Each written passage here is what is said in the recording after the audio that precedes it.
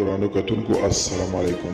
زه محمد سلمان همدرد د حق غږ پښتو چینل خبري لنډیز کې ستاسو قربا اوس تاسو پام را اړوم د مهمو خبرونو لنډیز ته. طالبان وایي غواړي چې تعلیمي اداره تقویه پراخه او د استخباراتي کړیو له شره مسؤلیت وي. اشرف غني وایي طالبان په یوه ډیموکراټیک افغانستان کې مدغم کېدای شي.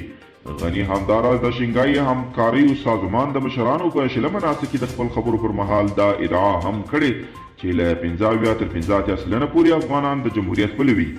جو بایډن په افغانستان کې له روان وضعیت سره مسؤلانه چلند وکړي.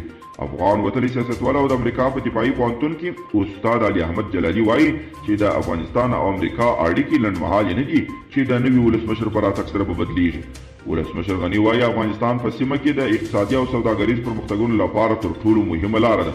نو له همدې امله د شنګای سازمان غړو په تېرو د سیمې هېوادونو ته په کار ده چې د افغان سولې له بهیره ملاتړ وکړي او په دې برخه کې خپلې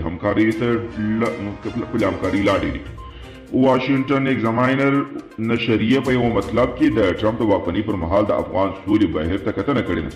په دې مطلب کې راځي چې بایډن هم باید په افغانستان کې د جګړې پای ته رسولو، سولې راوستلو او سرتیرو ایستلو ته لارې ولري، خو د ټرمپ پر ګامونو دې ګام نه ایږدي.